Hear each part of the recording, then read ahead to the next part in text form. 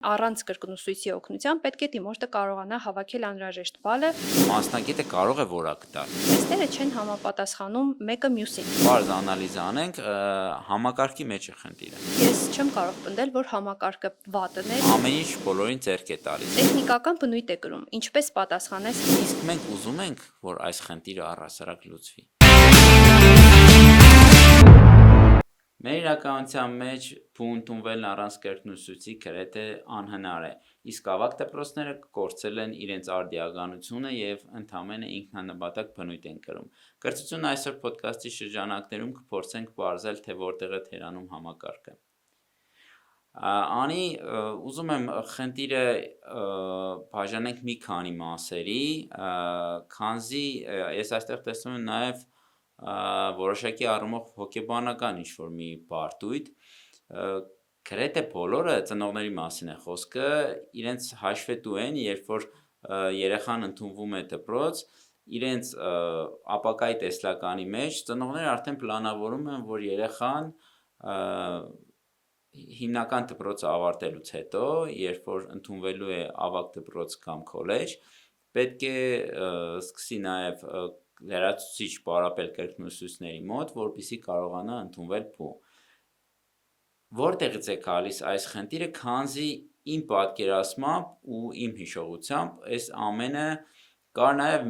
մեր ժամանակվանից և կարծես թե վատ ժառանգություն է, որովհետև նախորդ շրջանում, երբ դեռևս չկար այս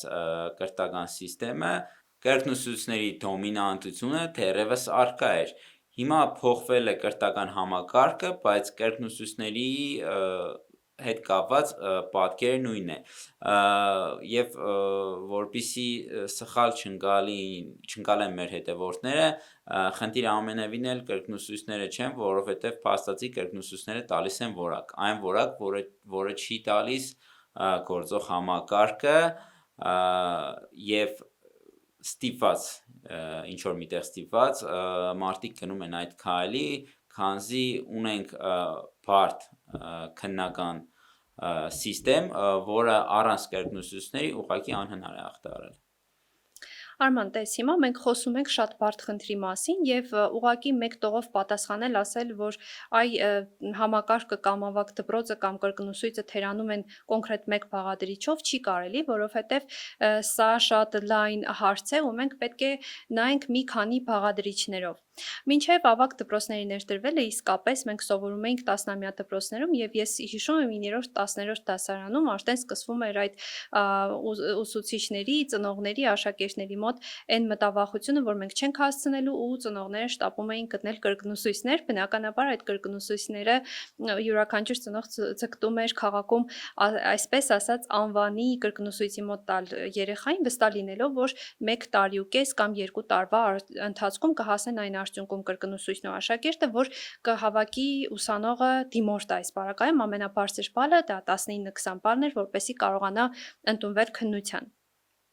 Եվ երբ ավագ դպրոցը եկավ այդ խնդիրը լուծելու, իրականում ավագ դպրոցները միտված էին նրան, որ վերջին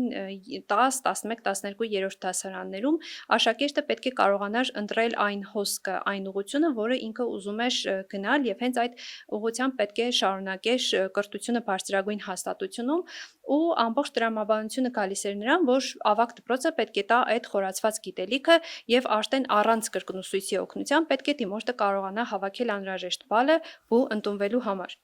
Գործնականում սա տեղի չունեցավ, իմ սուբյեկտիվ կարծիքով ու տարիների դիտարկումով մի քանի տարբեր խնդիրներ կան, մասնավորապես ես կառանձնացնեմ այն խնդիրը, որ երբեմն դասագրքերում տեղ գտած ուսումնական նյութերը և հետագայում արդեն գնահատման թեստավորման կենտրոնի կողմից առաջադրված այս թեստերը չեն համապատասխանում մեկը մյուսին, հիմնականում շեղումներ են տալիս։ Սրանից զատ չմոռանանք նաև այն պարզ խնդրի մասին, որը առկա է բոլոր ժամանակներում, աշակերտների սովորելու պատրաստակամությունը, ուսուցիչների համբերատարությունը ու նաև պատրաստական լինելը աշակերտի հետ խորքային ուսումնառություն իրականացնելը։ Շատ ժամանակ ուսուցիչները բողոքում են, որ աշակերտները լավ չեն սովորում, ծնողները բողոքում են, որ դասագրքերը բարդ են, աշակերտները բողոքում են, որ չեն կարող հաղթահարել ու իրենց համար դժվար է եւ այս անհաղթահարելի շղթան անընդհատ գնում է։ Ամենաբարդն այն է, որ մենք դարձել ենք այն հասարակությունը, որ ուզում ենք մեզ մատուցվի ամեն ինչը սկուտերի վրա։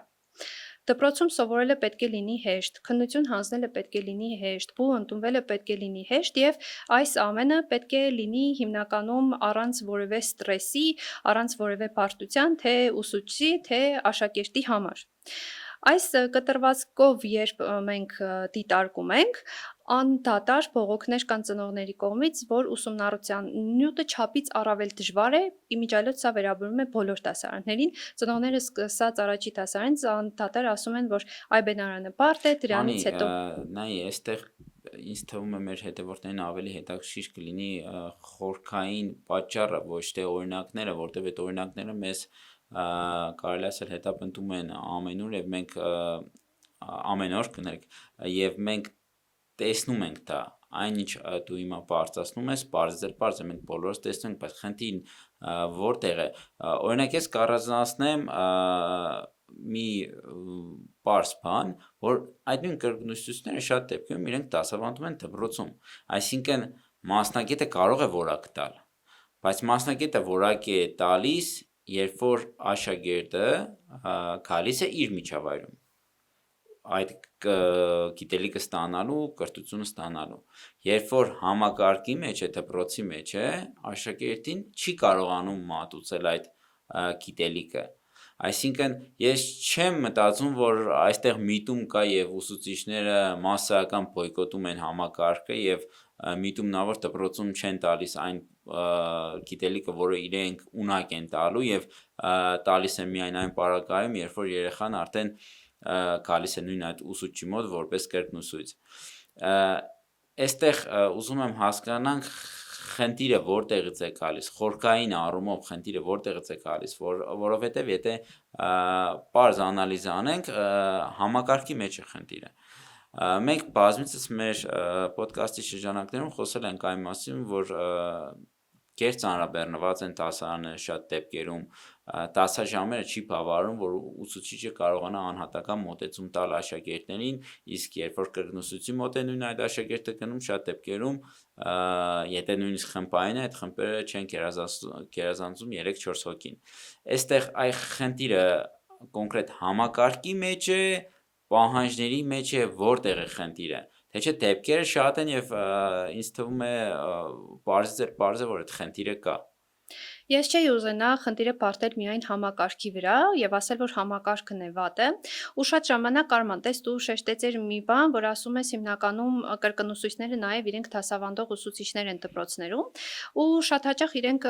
ասում են ոչ միայն այդ մանկավարժները, նաեւ աշակերտներն էլ են ասում, որ 45 րոպեում անհնար է, մենք չենք հասցնում նյութը յուրացնել, դասարանների դասարաններում աշակերտների քանակի շատ լինելու մասին է խոսքը, բայց շատ կրկնուսույցներ գիտեմ, ովքեր երեխաներին կանչում են պարապելու, արդեն որպես պատրաստվում են քննական շրջանին, բայց երբ ծնողը տանում է երեխային, պարզվում է, որ այդ նույն խումբը բաղկացած է լինում 15 եւ ավել աշակերտից։ Հիմա այս պարագայում ես չեմ կարող պնդել, որ համակարգը վատն է կամ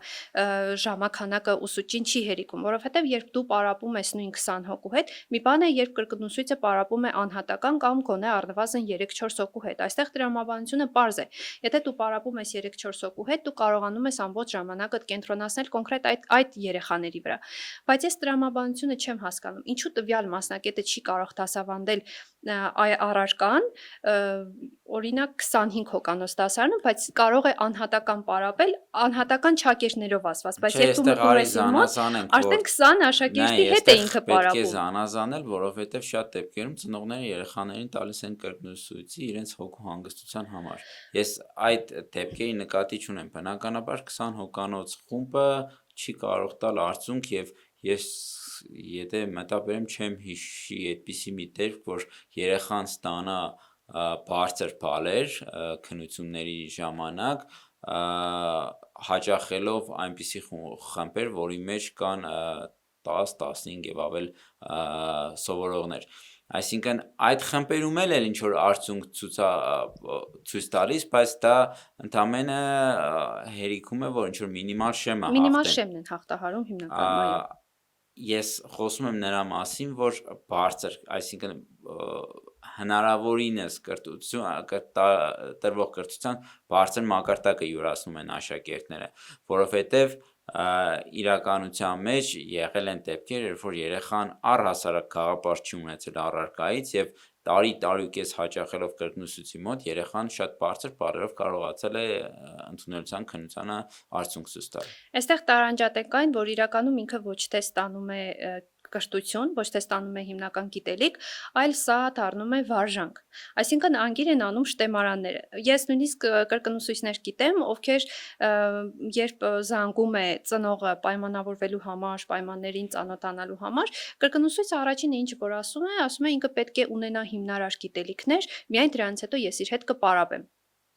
Այսինքն սա նշանակում է միայն, որ տեխնիկա, որոշ տեխնիկա է սովորեցնում կրկնուսույցը, այսինքն այն տեխնիկան, որը իրենից ենթադրում է քննական կոնկրետ թեստը։ Տեխնիկական բնույթ է կրում, ինչպես պատասխանես հարցին, ծանոթացնում են ընդանուր շտեմարանին եւ սկսում են անգիր սովորեցնել աշակերտին այդ շտեմարանի հարցերին։ Դրա համար վերջին տարիներին ես անընդհատ տեսնում եմ դժգոհություններ ու բողոքներ որոշ մանկավարժներից, իսկ առավել շատ ծնողներից, որ ծնողները բողոքում են, որ շատ դժվար է, տեստերը դժվար էին կազմված, չեն համապատասխանում շտեմարանի հետ եւ բոլորովին վերջերս կարծեմ 3 կարտում էին մի նյութ, չեմ հիշում կոնկրետ որ լրատվական կայքն էր, բայց այնտեղ ծնողի բողոք էր ներկայացվում եւ ծնողը բողոքում էր նրանից, որ ասում է բողոքարկելու եմ քննության արդյունքը, որովհետև կոնկրետ քիմիա առարկայի մասին էր խոսքը։ Ասում է բողոքարկելու եմ արդյունքը, որովհետև երեխան ստրեսահարվել է, լացակումած դուրս է եկել, իրեն անծանոթ թեստ է եղել, ինքը դա չի կարողացել լուծել, շտեմարանի մեջ դա չի եղել եւ առավել եւս չի եղել նյութը ամբողջ այն տարիներին, երբ ինքը սովորել է դպրոց քիմիայից այդ նյութը չի յուրացրել։ Հիմա տեսեք, այստեղ մենք ինչի մասին ենք խոսում, ինչ է նշանակում երեխան ստրեսահարված դուրս է եկել։ Ես այս գերհոգատարությունը ծնողների կողմից չեմ ընդունում, որովհետև երբ ենք մենք դադարելու այդ գերհոգատարությունը տանել ու 18 տարեկանին արդեն անվանել երեխա, մի փոքր կներեք ինձ, ես չեմ համաձայնում այս ծնողների հետ, որովհետև այո, այդ նույն երեխան կամ 18 տարեկան, ով պատրաստվում է գնալ բու, փորձում է մտնել մեծ կյանք, ինքը պետք է կարողանա նաև առերեսվել որոշ ստրեսների ու դժվարությունների հետ։ Իսկ ինչ մնում է այդ պնդումներին, որ անծանոթ են եղել, սա գալիս է նրանից, որ բնականաբար գնահատման ու թեստավորման կենտրոնը երբ տալիս է շտեմարաններ ու այդ շտեմարաններով երեխաները պարապում են, սա չի նշանակում, որ շտեմարանում պետք է լինեն անգիր արված բոլոր հարցերը եւ երբ որ արդեն երեխան նստում է քննական սեղանին ու բացում է ծրարը թուղթը հանելով, ինքը կարող է չտեսնել իրեն ծանոթ այդ հարցերը։ Ծանոթ հարցերն էլ ես քեզ ասեմ, շատ հաճախ, երբ խոսում եմ ծնողների հետ կամ աշակերտներին եմ հարցնում, լինում է այսպեսին. հարցի տրամաբանությունը ընդհանուր առմամբ նույնն է, բայց շտեմարանում ձևակերպումն է եղել այլ։ Այսինքն սա խոսում է այն մասին, որ 2-3 տարի երեխան պարզապես վարժվում է, փորձում է անգիր անել շտեմարանը, բայց առանց հասկանալու կոնկրետ հարցի տրամաբանական իմաստը։ Դրա համար, երբ որ ինքը նույն հարցը տեսնում է մի փոքր այլ ձևակերպմամբ, արդեն չի կարող պատասխանել։ Ես նաև գիտեմ, որ լինում են դեպքեր, երբ թեստերում գտնում են որոշակի սխալներ։ Անի ջան, այստեղ քո խոսքից ավելի շատ իմ մոտ տպավորությունը մենք փորձում ենք մեղավորներ գտնել, բայց այնուամենայնիվ արի հասկանանք խնդիրը որտեղից է գալիս, որտեվ խնդիր դու չմատնանշեցիր որպես այդպեսին, դու մեղավորների շարք ես մատնանշում, որ այս մարդն է մեղավոր, այս մարդն է մեղավոր եւ կոնկրետ դեպքեր, այնուամենայնիվ թույլ դու չհամաձայնում եմ այդ դեպքերը համատարած չեն, եզակի դեպքեր լինում են եւ ամեն դեպք ինձ թվում է պետք է անհատական մոտեցում իր նկատմամբ ցուցաբերել, որովհետեւ այս պարագայում մենք գործ ունենք մարդու ճակատագրի ապակայի հետ եւ ուղակի դրոշմել եւ առաջ գնալ, որ հերթական, չգիտեմ, գումարների տեղը փոխելիս գումարը չի փոխում եւ երեխան ստրես է ապրել միայն նրա համար, որ իր սովորած խնդրի մեջ եղել են խնձորներ, իսկ այս պարագայում գրած է եղել տանձեր եւ նա շփոթվել է, չէ, ինձ թվում է այդ մոտեցումը այդքան էլ արտար չի, հատկապես նոր կյանք մտնող մարդու համար։ Նայ, մի հատ շատ կարևոր հարց կա, իսկ մենք ուզում ենք, որ այս խնդիրը առհասարակ լուծվի, որովհետև ինքը նաև ունի որոշակի սոցիալական ասպեկտ, ես այսպես եմ տեսնում, եթե միջին վիճակագրական ընտանիքում X գումար արդեն նախատեսում են, որ պետք է ծախսեն տարի ու կես, շատ դեպքերում նաև 2 տարի կրկնուսույցներին վարձատրելու համար, որը ընդհանուր, երբ որ գումարային նայում ես, թե երեխաները շատ դեպքերում մեկ կրկնուսույցի մոտ չեն կնում, իրենք մի քանի կրկնուսույցի մոտ են կնում, բավականին կլորիկ գումար է կազմում եւ այն որ թվում է դա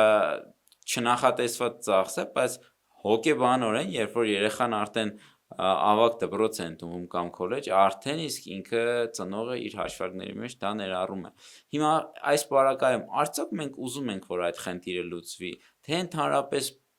պետությունը դեռևս չի նկատում, որովհետև օրինակ դիցուք առողջապահության ոլորտում, երբ որ ներդրվեց պարտադիր ապահովագրությունը, ինքը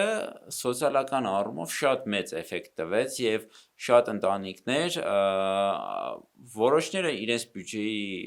5%-ի չափով, որոշները 10%-ի չափով, նույնիսկ դեպքեր կան եւ 20%-ի չափով, որը տրամադրվում էր առողջության համար, չգիտեմ, տեղերի համար, հիմա այդ բեռը թոթափել են եւ մարդկանց մոտ ազատվել են որոշակի ֆինանսական միջոցներ։ Նույնն էլ այս պարագայում, երբ որ ընտանիքը ունի ընդունվող երեխա, այս պարագայում եթե կունենա մեկից ավել, դա կրկնակի կլինի այդ ծանրաբեռնվածությունը, դա որոշակի ծանրաբեռնվածություն է ֆինանսական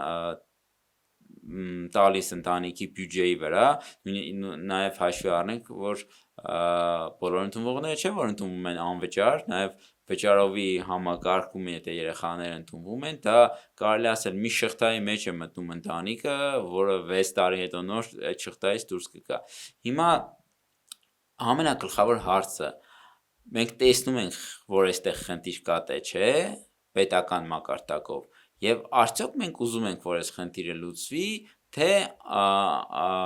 ամեն ինչ բոլորին ձեռք է տալիս, որովհետև այստեղ մի պարզ տրամաբանություն էլ կա,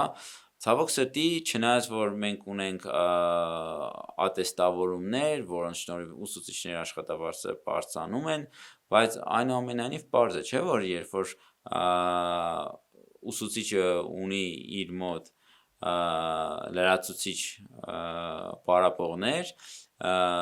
դա որոշակի ստաբիլ գումարային միջոցների հոսք է եւ եթե ընդհանուր հանրակրթության մակարդակը բարձրանա եւ երեխաները ընդունվողները ստանան բավականաչափ գիտելիք, կրկնուսույցների մոտ հաճախելու կարիք ընդհանրապես չի լինի։ Այստեղ երկու ծայրով կարծես աղեղ է, որ պետք է հասկանանք, արդյոք մենք ուզում ենք, թե այս ամեն ինչը բոլորին ձեռք է տալիս, ինչ քայլեր է արվում, ինչ հետազոտություններ կան, եթե կա խնդրի լուծման միտված։ Բնականաբար Արման, այս ամենը ձեռք չի տալիս ոչ պետությանը եւ ոչ էլ աշակերտներին ու մանկավարժներին ու պետությունը բնականաբար քայլեր ձեռնարկում է եւ եթե մենք նայենք մինչեւ 2030 թվականը ուսումնառության հայեցակարգին, ապա մենք կտեսնենք այստեղ նաեւ այն քայլերը, որոնք նախատեսվում են անել, որպեսզի փոխվի առհասարակ բու ընդունվելու կարգը։ Այսինքն մենք գնում ենք քայլ-քայլ դեպի նրան, որ ժամանակին հրաժարվելու ենք այս միասնական քննությունից եւ ավելի անցում ենք կատարելու եվրոպական եւ ամերիկյան մոդելին, թե ինչպես են այնտեղ ընդունվում բու։ Այսինքն կրթական բարեփոխումները, եթե նայում ենք, մեզ թվում է, թե իրենք իրարից անկախ են եւ շատ ժամանակ մարդիկ բողոքում են, ասում են, այ էս արեցին, բայց հաշվի չառան այն։ Բայց բնականաբար չի կարող կրթական համակարգը, առելի համակարգ միանգամից կտրուկ անցումներ կատարի։ Ինքը պետք է ադապտանա։ Եվ եթե նայենք նույն քո նշած ատեստավորումը, ավագ դպրոցներին անցումը, որակյալ կրթություն ունենալ, այս ամեն ինչը միտված էր նաև նրան, որպեսզի մենք չափեինք մինչև 2007 թվականից մինչև այս պահը ինչ խնդիրներ ենք ունեցել եւ 2007 թվականին ինչի փոխվեց քննության, բուհական քննության կարգը եւ անցանք միասնական քննության եւ տարիների ընթացքում մենք նոր կանգնեցինք ու կարողացանք տեսնել բոլոր այն խնդիրները, որը իր մեջ պարունակում էր միասնական քննությունը։ Բնականաբար հիմա մենք անցում ենք կատարելու ավելի կրեդիտային համակարգին եւ առաջիկայում արդեն բու ընդունվող աշակերտներ կրեդիտային համակարգով են ընդունվելու բոհեր, ինչը արդեն թոթափում է միասնական քննության ողջ ստրեսը, կրկնուսույցների մոտ հաճախելու այս հարցն է փակվելու, այն կարծրատիպը, որ ավագ դպրոցները ոչ մի բան չեն անում, այս կարծրատիպն է փակվելու։ Հիմնականում բնականաբար քայլ-քայլ մենք գնում ենք այն բարեփոխումներին ու բնականաբար մենք հասնելու ենք այնտեղ, որ բու ընդունվելը ավելի դառնալու է մարտասիրական։ Ինչու եմ ասում մարտասիրական, որովհետև երբ նայում ես միասնական քննություն է հանձնում աշակերտը, դու տեսնում ես, որ ամբողջ 12 տարիների կատարած աշխատանքը, ստացած գնահատականները, օրերն ու գիշերները, երբ աշակերտը տանջվել է սովորելու համար, կարող են ընդամենը քննության 2-3 ժամվա ընթացքում ջուրը լցվել այն պարզ պատճառով, որ օրինակ ինքը չի կարողացել այդ պահին ճիշտ պատասխանել թեստի հարցերին։ Իսկ կրեդիտային համակարգը միանգամից լուծում է մի քանի կարևոր խնդիրներ։ Այսինքն այս համակարգի շնորհիվ նույնիսկ հաշվի է առնելու այն հաջողությունը, որը երեխան ունեցել է 6 կամ 7 տարեկան հասակում, երբ ինքը կարողացել է ճիշտ կողմնորոշվել խնձորի գույնը ինչ գույնի է։ Ավելի կոնկրետ կլինի ասել, որ հաշվի են առնվելու հենց ավագ դպրոցի իր ունեցած ընդհանուր գնահատականները, բայց այստեղ հաշվի առնվելու ոչ միայն այն գնահատականները, որոնք ինքը անընդհատ կուտակել է 3 տարիների ընթացքում եւ վերածում է կրեդիտի, որը հետագայում տեղափոխվում է բու, այլ այս պարագայում արդեն նաեւ հաշվի առնվելու աշակերտի ընդհանուր սոցիալականացումը, հաշվի են առնվելու այն հանգամանքը, թե աշակերտը իր վերջին 3 տարիների ընթացքում ինչ նախագծային աշխատանքների է մասնակցել, արդյոք մասնակցել է կամավորական աշխատանքների, թե չէ։ Ինքը նաև շատ հնարավոր է, որ գրի մոտիվացիոն նամակ, ինչպես հիմա ամերիկյան ընդունվելու ժամանակ անում են ամերիկացի ուսանողները։ Այսինքն բնականաբար այստեղ չի զրոյանում աշակերտի ունեցած հաջողությունները։ Այն հաջողությունները, որը ինքը գրանցել է ամբողջ 3 տարիների ընթացքում, բայց հիմա երբ աշակերտը սովորում է, վերցնենք միայն ավագ դպրոցը, սովորում է ավագ դպրոցում եւ ստանում է որոշակի գնահատականներ, կուտակում է այս գնահատականները, բայց կախված շտեմարանի բարդությունից կամ տվյալ թեստի բարդությունից, տվյալ պահին իր վիճակից, որովհետեւ այո, երբ քննության ես գնում, ինքը մի փոքր ստրես է առաջացնում եւ ոչ բոլոր դիմորդներն են, որ կարողանում են 2-3 ժամվա ընթացքում լարել նյարդերը ու կարողանալ հաղթահարել թեստը։ Ստացվում է այնպես, որ փոքրիկ խնդրի պատճառով կարող է ինքը կամ դուրս մնալ կամ չընդգրկվել անվճար համակարգում։ Բնականաբար այս ամեն ինչը ուսումնասիրված է եւ քայլ առ քայլ մենք գնալու ենք այնտեղ, որ փորձենք գտնել ամենաօպտիմալ տարբերակը բու ընդունվելու համար։ Ես այստեղ մի բան չեմ հասկանում, ինչի է այս համակարգի անունը կրեդիտային։ Քո պատմելով դա խնայողական համակարգ է, այսինքն դու 3 տարի կուտակում ես, քո կուտակած հաջողությունների շնորհիվ դու կարողանում ես իմ պատկերացմամբ այսպես է, քո կուտակած հաջողությունների չափի ըստ այդմ էլ դու կողմնորոշում ես, թե որ բու ես դիմում տալիս, որովհետև մի բուի պարագայում հնարավոր է քո կուտակած միավորները, կրեդիտները բավարարեն, որպեսզի անվճար ընդունվես, մյուս բուի պարագայում հնարավոր է, որ չբավարարեն եւ միայն վճարովի տեղի համար հնարավոր լինի հայտ տալ։ Ինչի համակարգի անունը կրեդիտային, ինքը ոնց որ խնայողական լինի ավելի շատ, դու 6 տարի կուտակում ես, իսկ կրեդիտը այլ բնորոշում ունի, համենայն դեպս ֆինանսական համակարգում։ Ֆինանսական համակարգին չենք անդրադառնում, մենք խոսում ենք հիմա կրթական համակարգի մասին եւ իրականում արևմտյան երկրներում ու Եվրոպայում, այո, մենք դա կրեդիտ ենք անվանում, այսինքն սա միջին գնահատականն է, երբ աշակերտը հանձնել է որոշակի թեստեր, ստուգողական աշխատանքներ, տվել է քննություններ, նախագծային աշխատանքներից իր միավորները գումարվում են եւ միջին գնահատական է կազմում։ Այս պահի դրությամբ ես չեմ խոսում, որ հենց այդպես է լինելու առաջիկա 5 տարիների ընթացքում կամ 3 տարի հետո հենց միայն այդպես են ընդունվելու։ Մենք պարզապես ուսումնասիրում ենք անընդհատ Ամերիկայի մոդելը, մենք ուսումնասիրում ենք Եվրոպայի մոդելը եւ բնականաբար Հայաստանը մշակելու է հենց այն ամենաօպտիմալ տարբերակը, որը թույլ կտա ուսանողին ավելի հեշտ եւ ավելի աշակերտին, ով դառնալու է ապագայում ուսանող, թույլ է տալիս, որ ավելի օբյեկտիվորեն կարողանա ընդունվել բու։ Բայց այստեղ եւս քննարկումները շատ են, մտավախությունները շատ են, որովհետեւ շատ մանկավարժներ ու ծնողներ խոսում են այն մասին, որ եթե դա լինի արդեն կրեդիտների կուտակման շնորհիվ այստեղ մտավախությունը այն է, որ կորում է օբյեկտիվությունը եւ միգուցե մանկավարժի սուբյեկտիվ գնահատման պատճառով օրինակ աշակերտը դիմորդը դուրս մնա եւ բու չընդունվի։ Բայց այս պարագայում հնարավոր չի լինի հին տարբերակով, եթե համաձայն չի աշակերտը իր կուտակած այդ բալերի կրեդիտների քանակի հետ, ինքը այս հին սիստեմով ընդամենը հայտ ներկայացնի, որ ինքը պատրաստ է քննական տարբերակով ցուցադրել իր գիտելիքները, որպեսզի ապացուցի, որ ինքը համապատասխան է տվյալ բու ընդունվելուն։ Արման, կարծում եմ Եվ կներես մի բան էլ ասեմ, ինձ թվում է այս համակարգը, եթե այս սիստեմը ներդրվի, ինքը այնքանով լավ կլինի, որովհետև շատ ուսանողներ, երբ արդեն ընդունում են բու, իրենք մինչև հասկանում են բուհում գործող կրեդիտային համակարգը ինչ է, հիմնականում արդեն երկրորդ-երրորդ կուրսում են եւ ինչ որ բաց թողած ժամանակ ունեն, դա անհարգի բացակայությունները կլինեն, դա այդ սկզբնական այդ միջին քննություններին պատշաճ չեն պատրաստվում։ Այս պարագայում, եթե երեխան դպրոցից սկսած արդեն պատկերացում ունի կրեդիտային համակարգը ինչ է, ես որքան տեղյակ եմ, բուհում գործող կրեդիտային համակարգը նույն սկզբունքով է աշխատում։ Այո։ Եվ իր համար արդեն հեշտ կլինի հետագայում։ Բայց այստեղ այնուամենայնիվ, որպեսզի պաշտպանվի բոլորի իրավունքները, ինչ այդ տարբերակը կա, որպեսզի երեխան, եթե ինքը համաձայն չի իր կրեդիտի հետ, կարողանա քննական տարբերակով հանձնել եւ նաեւ այն նույն երեխաները, որոնք դիցուք իրենց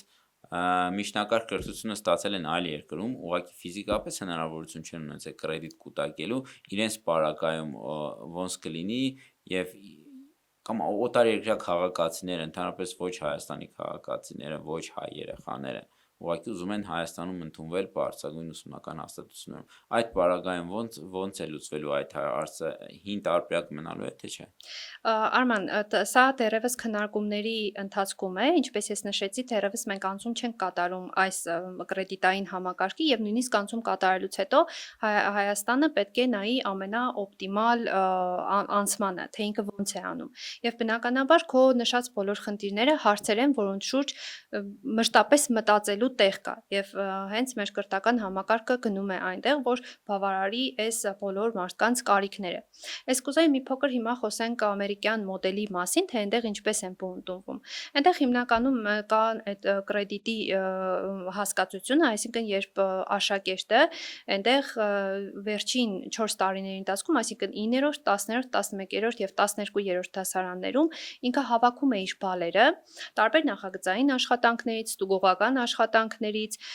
սեմեստրի վերջում տրված քննության արդյունքները գումարվում է, դա մեկ գնահատական է միջին լինում, սպասի ես ամբողջացնեմ, թե ինչ եմ ուզում ասել, երկրորդ կարևոր բաղադրիչը ինչին նայում է բուհը, դա այն բաղադրիչն է, թե ինքը արտադպրոցական ինչ զբաղվածություն է ունեցել, ինչ խմբակների է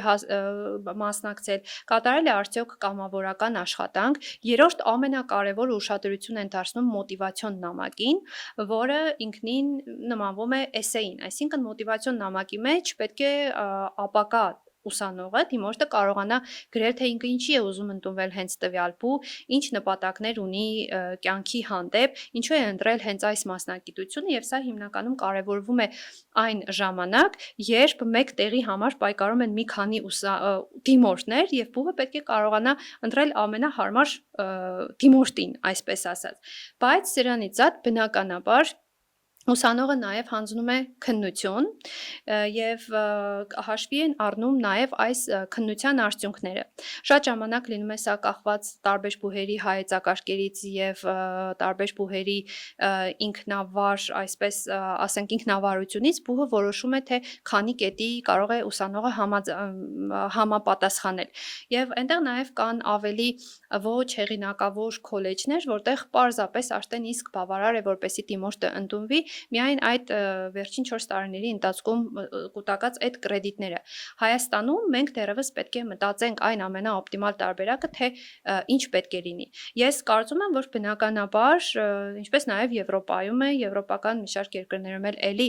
աշակերտը ավագ դպրոցում ունի որոշակի գնահատականների կուտակված այդ կրեդիտային համակարգը, բայց այսպես թե այնպես ինքը հանձնում է ինտեգրված քննություն, որը վերջին 3-4 տարիների ընթացքում հիմնականում ներառում է այն, ինչը ինքը ավագ դպրոցում սովորել է, այսինքն ինքը ունի նաև քննություն հանձնելու հնարավորություն, բայց ի տարբերություն հայաստանյան իրականության, այս թեստերը, քննությունները իրենք թեստային տարբերակով են, բայց քննությունները իրենցից չեն ներառում փակ հարցեր, ինչպես օրինակ հայաստանյան իրականության մեջ, այստեղ ավելի շատ հաշվի են առնվում աշակերտի տրամաբանելու, մտածելու եւ հարցերին պատասխանելու հիմքերը։ Եթե մենք նայում ենք մեր թեստերին, այստեղ թեստերը նախ տարբերակված են A եւ B եւ հիմնականում այս երկու մասը A հատվածը ավելի ընդհանուր է, ավելի շատ ներառում է հարցեր 4 տարբերակներով, տրված է հարցը, կա 4 տարբերակ, աշակերտը ավելի շուտ դիմորդը կարող է ընտրել։ B տարբերակը համարվում է ավելի բարդ տարբերակ, որտեղ արդեն առաջարկվում են խնդիրներ, առաջադրվում են հարցեր ու նաև կարճ պատասխանի տեսքով ուսանողը կարող է պատասխանել, բայց այստեղ չի երևում ընդհանուր առմամբ աշակերտի կամ դիմորդի գիտելիքի պատրաստվածությունը։ Եվ ինչ է տեղի ունենում հայաստանյան որոշ բուհերում, երբ ուսանողը արդեն ընդունվել է ու ենթադրենք օտար լեզվից ինքը բարձր։ Ես մի փոքր խճճվեցի, մենք հիմա խոսում ենք ամերիկյան սիստեմից, թե այն ինչ տեղի ունենում հայկական սիստեմում։ Արման, ես խոսեցի, այո, սահուն անցում կատարեցի, ես խոսեցի այն մասին, այն 4 եւ 5 կարևոր կետերի մասին, թե ինչի վրա է կենտրոնանում ամերիկյան բուհը աշակերտին ընդունելուց։ Այստեղ մի հարց բարձրացնեմ, հավանաբար մեր հետևորդներն էլ նկատած կլինեն, տեսած կլինեն, հատկապես հոլիվուդյան ֆիլմերում, երբ որ աշակերտը, դպրոցականը, դեռահասը հնարավորություն է ստանում իր ուսումը շարունակել քոլեջում, քոլեջից հետո է նաև բարձրագույն ուսումնական հաստատությունում, օրինակի համար սպորտային նվաճումների շնորհիվ, ասենք բարձրահասակը լավ բասկետբոլ է ինքը խաղում եւ կրթական հաջողությունները այստեղ գրեթե մինիմալ շեմը ինքը պետք է հաղթահարի, բայց այդ լավ բասկետբոլիստ լինելու շնորհիվ, որպեսզի բուի հավաքականը բարձր տեղեր գրավի, իրեն ներառում են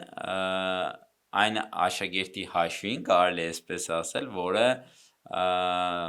պակաս սպորտային հաջողություն ունի, բայց ավելի շատ գիտական հաջողություններ ունենում։ Ինչի համար եմ այս օրինակը բերում, որովհետև այնտեղ այդպիսի միջավայր է ձևավորվել, այսինքն կրթական սիստեմը ինքը առանձին ինչ-որ X մակարդակի չի հասել, այնտեղ ընդհանուր պետական մոտեցումն է և սպորտին, և կրթությանը, և մշակույթին նույնաբովանդակ, այնտեղ համակարգ է ստեղծվել, որը փոխկապակցված է։ Ես բասկետբոլի օրինակ բերեցի, բայց վստահ եմ նույն պատմությունը մշակույթի հետ է կապված, եթե ասենք սովորողը ինչ-որ մշակութային առումով հաջողություններ ունի, գրանպրիներին է մասնակցում և հաջողություն է ունենում, այդ գումարվում է իր բոնուսներին, այսպես ասեմ, և հաճելի բենեֆիտի տարբերակով ինքը ստանում է նույնիսկ շատ դեպքերում հրավեր, որ կարող եք դուք դիմել մեր բու, այսինքն բուն համապարփակ մտածում է, որ ինքը ոչ միայն ուսումնական առումով լինի ամենագրավիչը, նաև այլ առումներով լինի գրավիչ։ Ինձ թվում է այս համակարգի կառուցելու համար պետք է բոլոր ոլորտներում մենք ունենանք համաչափ աճ։ Ես նաև չեմ ուզում բուն մեր թեմայից մենք շատ շեղվենք, որովհետև լուծումը ճանապարհային քարտեզը կարծես թե պարզ է, բայց չպատասխանեցինք մեր գլխավոր հարցին, իմ պատկերացմամբ գլխավոր հարցին, արդյոք մենք ուզում ենք, թե ամեն ինչ բոլորին ձեռք է տալիս եւ ուղղակի լուր պայմանագիր է սա Ես բոլոր կողմերի միջև, Արման, ես որովհետև պատահական կներես, ես համոզված եմ, որ դու շատ ես լսել այդ կարծիքը եւ նաեւ դու ինքդ որոշակի առումով այդ կարծիքի կողմնակից ես, որ կրթությունը առհասարակ պետք է լինի վճարովի։ Նույնիսկ ավագ դպրոցը, այսինքն հիմնական դպրոցից հետո, որպեսզի փակվի միջնակարգ կրթության ցիկլը, նույնիսկ այդ 3 տարին պետք է վճարովի լինել։ Եվ դրա մեջ մի փոքր արտարություն եւ տրամաբանություն կա, քանզի շատ դեպքերում այդ երեխաները դեռահասության տարիքում բարդ շրջանում են եւ պետք է դպրոց ընտանիք կապը ամուր լինի, որ երեխան տարբեր իր համար գրավիչ բաներով չզբաղվի եւ կենտրոնանա իր ուսման մեջ, ինչը խզում է այդ կապը, եւ եթե վճարովի է լինում նույնիսկ ավագ դպրոցը, արդեն շատ խոշոր շարժառիթ կա ընտանիքի համար, որպեսզի հետևողական լինի, այլ ոչ թե ուղղակի սեպտեմբերի 1-ին նոր պայուսակ եւ չգիտեմ նոր հագուստ գնի եւ ուղղակի ճամփի երեխային տարուկես անց փորձի կրկնուսույց գտնել, որ եւս տարուկես հետո երեխան, չգիտեմ,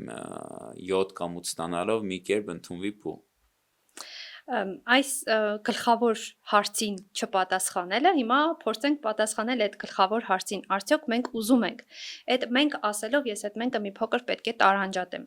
Մենք ասելով մի կողմից մենք ի նկատի ունենք համակարգը, պետությունը, մյուս կողմից մենք ի նկատի ունենք մեզ, հասարակությանը։ Եվ թվում է, թե հասարակությունը շարժվում է մեկ այլ ուղղությամբ եւ ուզում է մեկ այլ բան, պետությունը շարժվում է այլ ուղղությամբ, ուզում է այլ բան։ Հիմա պետությունը ամեն ինչ անում է, որպեսզի կրթական համակարգը հասցնի այն որակին, որպեսզի լինի մրցունակ, կրթությունը լինի մրցունակ արևմտյան երկրների հետ, ֆինական կրթական համակարգի հետ, բայց այստեղ կա մի շատ կարևոր բան։ Այն ինչը դու շեշտեցիր ու խոսեցիր ամերիկյան մոդելի կտրվածքով, երբ դու ասում ես հոլիվուդյան ֆիլմերում տեսնում ենք, իհարկե այդ մի փոքր շատ չափազանցված է, բայց այստեղ բուհերը, ամերիկյան բուհերը ավելի շատ կարևորում են ոչ թե աշակերտի դիմորդի այդ պահի ստացած գնահատականը, որպեսզի ընդունեն բու, այլ կարևորում են մարդուն որպես արժեք։ Այսինքն մարդը ընդհանուր առմամբ իրենից արժեք ներկայացնում է, թե չէ, հասարակության մեջ ինչ դիրք ունի, ինչ է արել հասարակության համար, սա պատահական չի, որ ասում են, մասնակցել է SSS խմբակներին, արել է նախագծեր, քո նշած սպորտային կամ մշակութային հաջողությունները, բայց մենք չպետք է մոռանանք նաև մեկ կարևոր բանի մասին, այնտեղ իրականում եւ հեղինակավոր բուհեր հիմնականում ընդունվելը շատ ավելի հեշտ է, բայց դժվար է սովորելը։ Այսինքն բուհը քեզ տալիս է հնարավորություն, որպեսզի դու որոշակի առումով քո կյանքի 18 տարիներին, որոնք այդքան էլ շատ կենսափորձ չունես դու եւ այլն, բայց քեզ թույլ է տալիս, որպեսզի դու ընդունվես բու, ու թույլ է տալիս քեզ ինքնուրույն որոշել, դու ուզում ես այդ բուհում քո ուսուցումը շարունակել, թե ոչ։ Եվ այստեղ ուսանողը բախվում է բարդությունների ու դժվարությունների հետ, որովհետև արդեն նեղ մասնագիտական առարկաներ է սկսում սովորել ու շատերը ասեն, որ առաջին երկրորդ կուրսից չեն էլ հաջողում, չեն էլ ձգում, այսպես ասած, եւ դուրս են մնում։ Մեզ մոտ դեռևս դա չկա, բայց շատ լավ կլինի, եթե մեզ մոտ էլ դա ներդրվի։ Այստեղ ուղղակի խնդիրը այն է, որ մեր հասարակությունը դեռևս պատրաստ չէ կտրուկ փոփոխությունների, որովհետև մենք չմոռանանք նաև, որ յուրաքանչյուր ազգ ունի կոնկրետ իր մենտալիտետը։ Մենք մնացել ենք դեռևս մի փոքր այլ ուրիշ մենտալիտետի։ Այն ինչը մենք տեսնում ենք Եվրոպայում եւ Ամերիկայում, մենք ասում ենք, վայ, իրենց մոտ շատ լավն է, ախր ամեն ինչ լավ է, կրթությունը, դպրոցը եւ այլն, բայց մենք ինքներս երբ պետք է գնանք դրան, մենք հասկանում ենք, որ դրան մենք պատրաստ չենք։ Դեռևս պատրաստ չենք։ Դրա համար այս խնդիրը չենք կարող պատասխանել մեկ կողմից, որ այո, մենք բոլորս ուզում ենք գնալ։ Ուզում ենք բոլորս ունենալ զարգացած ավելի բուհական համակարգ, զարգացած կրթություն, իսկ ինչ մնում է արդեն վճարովի եւ անվճարի, այո, ես թերևս ինձ հետ շատերը համաձայն չեն լինի, բայց ես երբ խոսում ենք հիմա այն տեսլականի մասին, որ ուզում են Հայաստանում բուհերը դարձնել անվճար, ես դրա հետ բացարձակ համաձայն չեմ։ Ես գտնում եմ, որ կրթությունը պետք է լինի վճարովի, որովհետև փորձը ցույց է տալիս, որ մենք սովորում ենք միայն այն ժամանակ, երբ մենք վճարում ենք գումար։ Սա շատ վառ կարող ենք տեսնել մասնավոր մանկապարտեզների առումով։ Մասնավոր բոլորը ձգտում են երեխաներին տանել մասնավոր մանկապարտեզ։ Շատ ծնողներ նաև իրենց վերջին կոպեկներն են ծախսում, բայց դա անում են, որովհետև մասնավոր հաստատությունում մոտեցումը լիարժեքորեն այլ է։ Այս այլ մենք պետք է հասկանանք։ Արդյոք մենք բոլորս պատրաստ ենք սովորելու եւ կա մի այլ խնդիր։ Արդյոք բոլորս պետք է գնանք բարձրագույն կրթություն ստանանք։ Թերևս ես կասեմ, որ top 100 համալսարանների մեջ չկա որևէ համալսարան, որը անվճար է։ Դա ինքնին ցցուն օրինակ է, որ կրթությունը անվճար պետք չի լինել։ Տես դու մի փոքր առաջ անցար, ես ինքս ուզում եի այդ հարցը քեզ տալ եւ իմ պատկերացմամբ մենք հիմա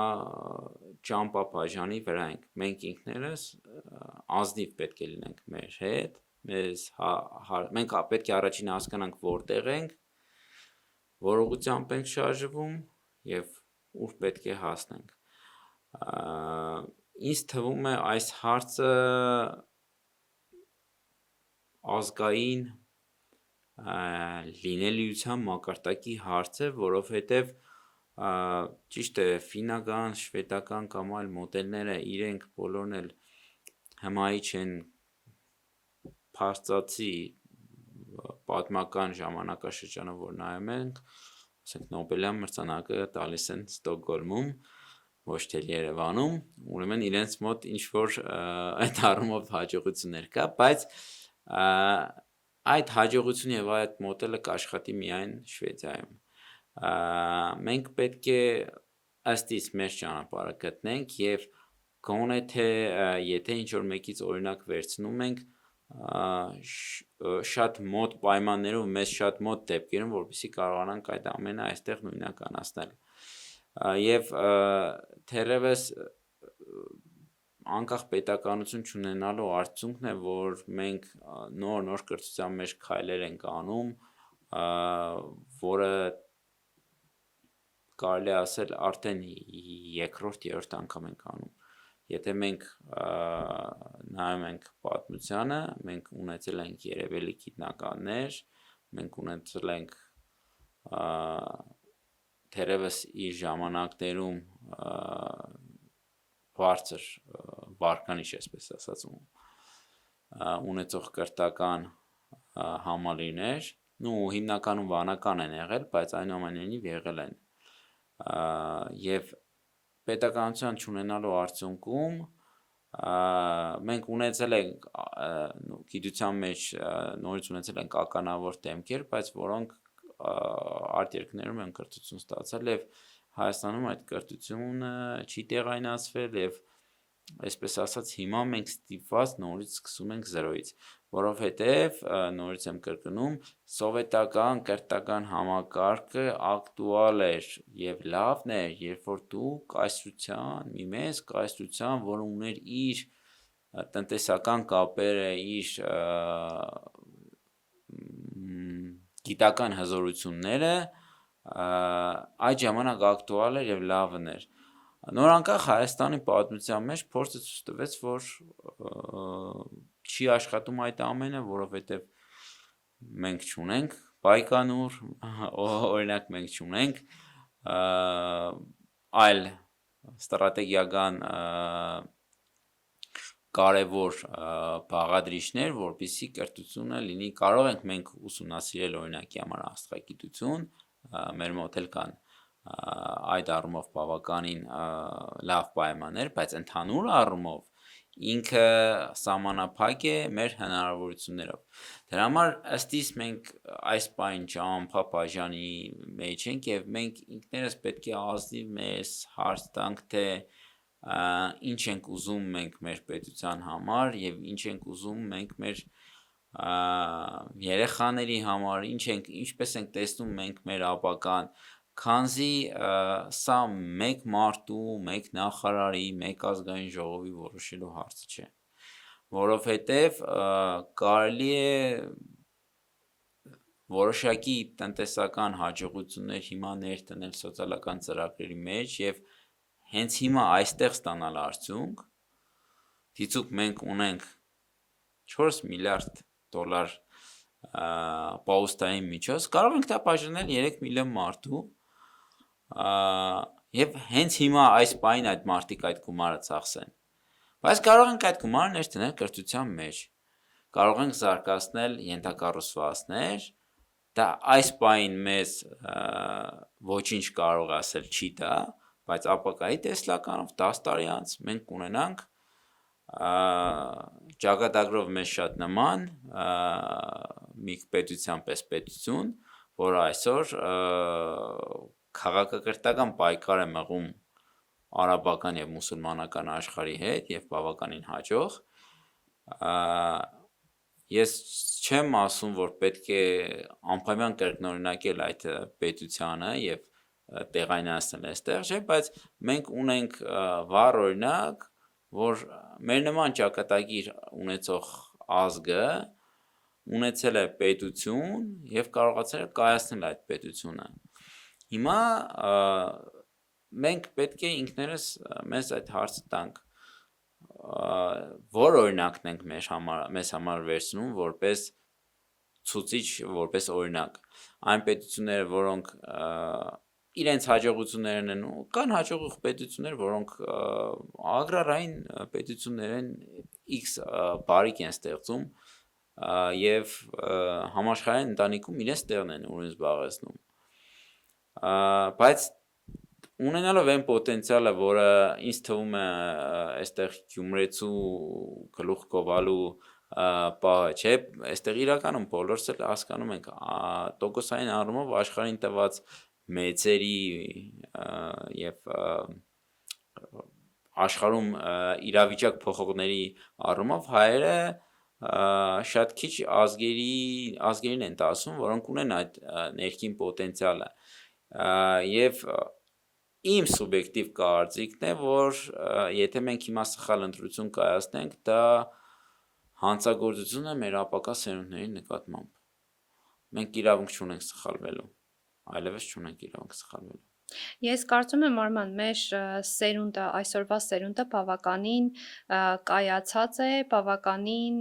կարողանում է ճիշտ կողմնորոշվել և հստակ գիտի, թե ինչ է ուզում։ Մնում է պարզապես իրենց տալ մի փոքր անկախություն, մնում է պարզապես մեզ, որպես իրենց ավագ ընկերներ, որպես իրենց ծնողներ, մի կողմ դնել մեր խիստ մտավախությունները, մի կողմ դնել մեր այն պատկերացումները, որ իրենք դեռևս փոքր են ու չեն կարող տանել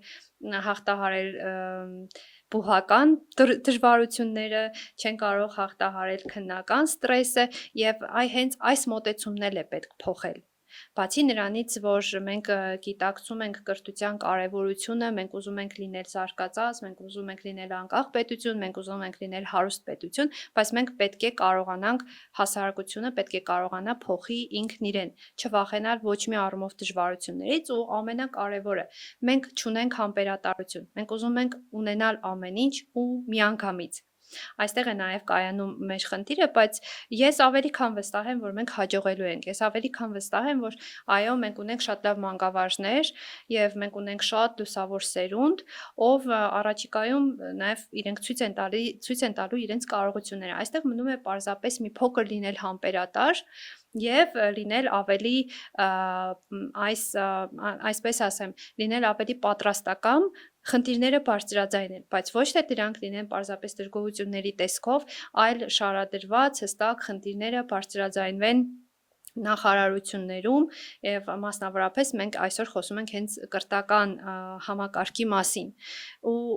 ես ուզում եմ ևս մեկ անգամ խոսել այն մասին, որ Ցանկացած կրթական բարեփոխում բնականաբար միտված է երկիրը տանել զարգացման ուղղության, բնականաբար միտված է, որպեսզի աշակերտը եւ ուսանողը ունենա ավելի հարմար ժամանակ, ունենա ավելի